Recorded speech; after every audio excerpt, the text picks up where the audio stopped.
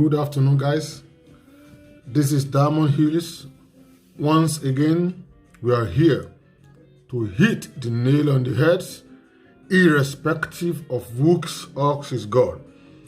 The events happening in Nigeria has necessitated us to speak up and bring about this expose, this enlightenment to our people so that they can know that the battle is raging harder and the conflagration is biting more intensively. Okay, let's go there. The turn of events in Afghanistan that saw the Taliban effectively sacking government and seizing power must necessarily pose deep concern for Nigeria in a 12-year-old struggle against Boko Haram terrorists. The question is whether the insurgents will one day overrun the country as happened in Afghanistan. Whatever American withdrawal from Afghanistan means, the invasion has been disastrous with imminent chain reactions in parts of the world, especially Nigeria. The action of Taliban has strengthened the Boko Haram terrorists and the Iswat and the Fulani herdsmen. You can see in their dastardly actions, they are getting more courageous. They are very ferocious in their attack. Before you can say Jack Robinson, they've attacked the Nigerian Defense Academy.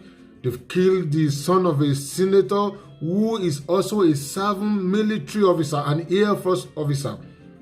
And a lot of things happening every day. And again, the dead, alive Muhammadu Buhari has no answer to this. Look, this fire is getting more ferocious, getting more dangerous, outrageous, and the dimension it is assuming is getting too unpredictable and uncontrollable. This is what Buhari presidency means in Nigeria. Thousands of Nigerians are now refugees in their own country. They are refugees in their own country. Whatever that means to you, it is not looking good for Nigeria at the moment. This is the truth I have to tell you. It is not looking good in any sense of it. But be as it may, Buhari presidency see nothing wrong in all of this. Okay, let's go there. That the Taliban could gain another foothold on power after 20 years of warfare readily embodies sprawling military group in Sahara Africa, especially, indeed, the Boko Haram crisis. It brings Nigeria closer to Afghanistan, both in substance and symbolism. That is a reason for Nigeria to be apprehensive and a warning on state actors to be clear-headed and proactive in finding pragmatic, homegrown solutions to ending insurgency and insecurity, nepotism before it ends Nigeria. That is, if Nigeria is not yet ended. Okay, there's a question mark there. In horror, the world recently watched chaotic scenes of Afghans scampering for their lives shortly after the Taliban forces made inroads into provinces and the presidential palace. The Allied forces, the NATO, had withdrawn their troops, saying the mission of maintaining the stalemate between Afghan and Taliban forces was no longer sustainable. In about 20 years, the US alone had sunk at least $2 trillion into the war against international terrorism in Afghanistan. Over 2,300 American military men have perished, more than 20,000 wounded, and 500,000 Afghans have died or wounded. Apparently, fatigued by the war without end, it was time to back off for the Afghan armed forces to fight on. But Afghanistan didn't fight. It literally collapsed and handed over the country back to Taliban. The Taliban regrouped and without a fight captured the biggest cities, including Kabul, forcing President Ashraf Ghani to flee the country. There is a lesson here for Muhammadu Buhari and the Nigerian politician, this lunatic Nigerian president, this psychophant Nigerian politicians. For example, one of the minister of special duties, because of what he's going to eat, because of the peanut Buhari administration is throwing at his laps, he sold off his people, the Benue people, speaking as if he has no head. Nigerian politician must learn the bitter way. What the military showed them, they've not learned anything from the military rule, but terrorist rule will teach them a better lesson. I can imagine Boko Haram seizing power in Nigeria. They will teach Nigerian politicians bitter lessons. They will teach Nigerian politicians bitter lessons. And I think this is what will train them. If the military, what they went through in the military regime was not enough for them to learn, then they can try terrorism. And terrorists will teach them a bitter lesson, I'm sure. This is what I can give them, that promise. All right, let's go there. Okay, the implication is far-reaching for the troubled world. Unlike the Taliban of old, the new crusaders are vicious and well-equipped by the American prodigal investment in military hardware. When the Taliban last ran the country in the 1990s, they kept girls out of school, conned women to their homes, and beat anyone who listened to music or wore the wrong clothes. Now they are murdering civil servants and NGO workers. They've threatened to spread around the region their gospel of terrorism. Those are not empty threats. The US withdrawal gifted the Taliban 20 billion worth of military hardware.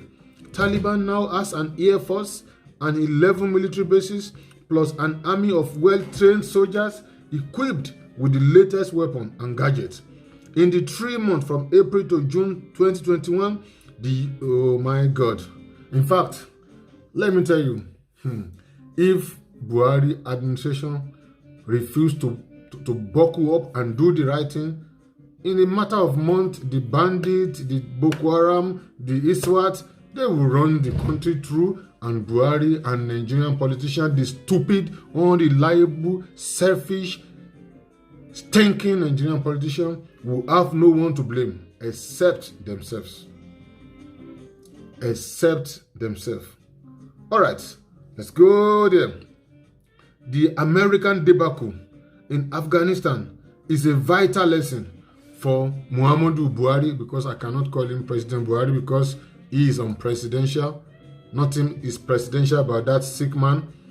The American debacle in Afghanistan is a vital lesson for Buhari, the political class and elite that have always been looking towards the West as the solution to local problems.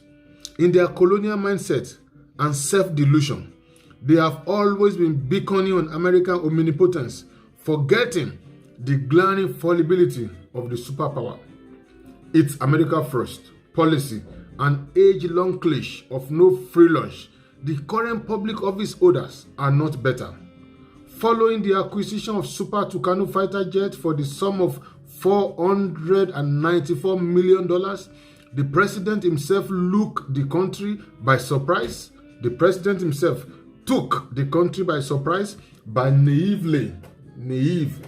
Buhari is a very naive man, by naively requesting Washington to relocate its Africa High Command, the military base from Stuttgart, Germany, to Africa to contain terrorist threats, for which the US declined. It was as naive as it's a non-starter.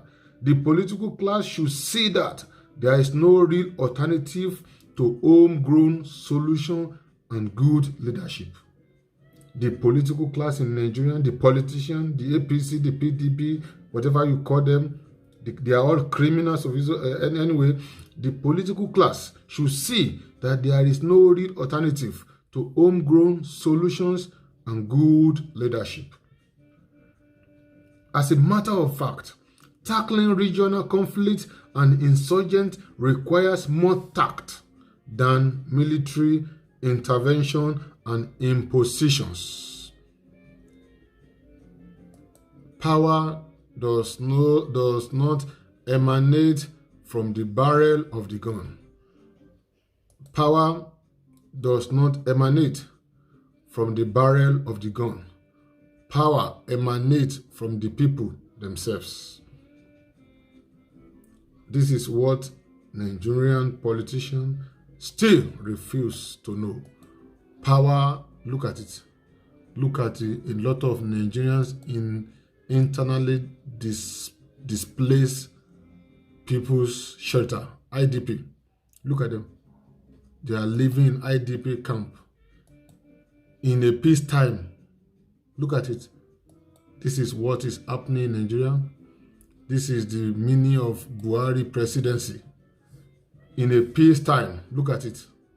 Millions of Nigerians are living in such a shelter place, refugee camp, in your own country, in peacetime. If Buhari has not failed, then who can now tell me the meaning of a failed state? If some people are still saying Buhari government has not yet failed, somebody please tell me what is the meaning of a failed state. If they still think Buhari administration has not yet failed, look at it. Look at it. In peacetime, this is what you get in peacetime. Okay. The United States foreign policy in Afghanistan did little in nation building, but more of brute force and compelling Western democracy on indigenous societies that find it alien. Cultural clashes and imposition of foreign models on communities could only breed more resistance and endless crisis. It is the same disastrous outing in Iraq, Libya, and now in Afghanistan. Let me tell you, Nigerian political office holders, many of you will fan yourself with your mouth.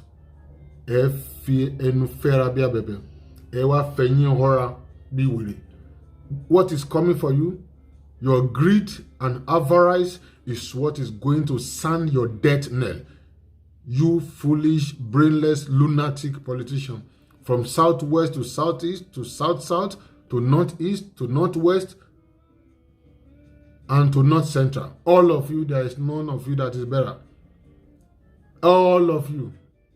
When you take Samuel Otom, maybe Rotimi Akeredolu, and maybe one other governor in Borno, in Maiduguri, the professor in Borno State, the governor, the rest are charlatans. They are just charlatans. They are liars. They are worse than Taliban and Boko Haram. But you will get your nemesis very soon. Okay, as in Afghanistan, Islamist movements in Africa have flourished in countries where they have been able to capitalize on weak state institutions. Nigeria have a very weak state institution. They don't even have any. And when there is a weak state institution and irresponsible leadership that offer nothing in good education, health care, and general well-being, the Nigerian government and neighboring countries should not continue on the worn-out path, but focus on real nation building. They should focus on real nation building. They need to scale down on corruption, malfeasance, and ineptitude, which has characterized the Buhari presidency now. They have to push for social welfare. They have to reduce poverty, hunger, deprivation, illiteracy, and sickness. That is the political solution to sustainable onslaught on insurgency. No amount of deodorizing terrorists as bandits or the fantasy of de-radicalizing repentant terrorists, all of this will not compensate for failure to tackle the insecurity from the root. But a Nigerian surging high in COVID-19 infections rate, rising food insecurity, cost of living, and inflation is clearly not doing much to stave insurgency and crimes of their motivations. Nigeria is in for a terrible time. A very terrible time. Everything is looking gloomy and bleak. There is no hope in sight. And if I must be sincere with you, the death knell of Nigeria is sounding, and I can give you a guarantee. Nobody. Look at Nigeria. Look, these are Nigerians. Look at Nigerians. I'm sure in their state of origin, they have budget of billions. These people, they've budgeted billions of naira in the state where these people originated from. And what has happened to the money? The governor and his cabinet, they've shared the money, they've shared the security vote, and they left these people to their fate. That is what happens in Nigeria. When the head is thinking, when the head is corrupt, it will flow down to the knee, to the leg, to everywhere. It comes from head down. Buhari is the biggest fraud ever to come out of Africa, and that is the consequence of such things. That is what we are seeing here now. This is Nigeria. This is not Afghanistan. This is not Rwanda. This is not Somalia. This is Nigeria. Internally displaced people. IDP camp in Nigeria, oil-rich country with billions of dollars generates daily on crude oil alone. On crude oil alone. And that is very unfortunate. Certainly, the Nigerian government need to get serious with nation building and tackling insurgency to end it. The laid-back Buhari administration, the sleeping administration of Buhari, the clueless and headless Buhari administration, and his intransigent stance on open grazing and shutting obsolete, non-existent grazing route where none exist does not show such commitment to a safer country that is urgently needed at this time. Nigeria is already on the brink. Only efficient leadership and sincerity of purpose can pull it back to safety. But I can give you a guarantee, it is too late to save Nigeria. There is no point crying over a spirit milk. Buhari doesn't have the mental competence to run affair of ordinary local government. It may seem as if I'm sounding very hard on Muhammadu Buhari, but it is what it is. Buhari doesn't have the mental competence to run a local government, not to talk of 200 million people. And that is the consequence. That is what we are seeing. That is the reality. I do not need to prove anything. The proof is on the street of Lagos. The proof is on the street of Suleja. The proof is in Katsina, his home state. Go to Kano, go to Maiduguri, go to Makurdi, go to Turukpo, go to Jos, go to Ibarapa, go to Akure in the forest, go to Yewa. You will see it there. It's everywhere. Look, these are IDP from Nigeria. Some of them are Fulani, some of them are Hausa, some of them are Benue TV, some of them are even Yorubas. Go to Ebonyi, go and see the casualty. Go to Imo, it's every day bloodletting and blood shedding everywhere under a democratic president. Goodluck Jonathan handed over a country to him intact, and now the country is disjointed, and to Muhammadu Buhari, it is business as usual. Nothing has happened. To him, it is normal. Life continues. He can throw a lavish wedding party for his lazy son that have no job, spending billions of naira for that never do well, do nothing young boy. At this time, and he is still looking for the grazing route. After he has expended billions on Katsina for ranching, lying that he has given money to Ebonyi State for ranching, Garuba Shehu, Garbage Shehu. These are the people that will ruin this administration. Agboola, Ibrahim Gambari. These are the advisors that are advising Buhari. When one problem finished, new one come. When Abakiari died, people were thinking it will bring new, fresh blood as chief of staff. But alas, it keep on recycling failure. Ibrahim Gambari, an international failure, is brought to the stage to come and continue where Abakiari stopped. And since then, it has been one crisis after the other.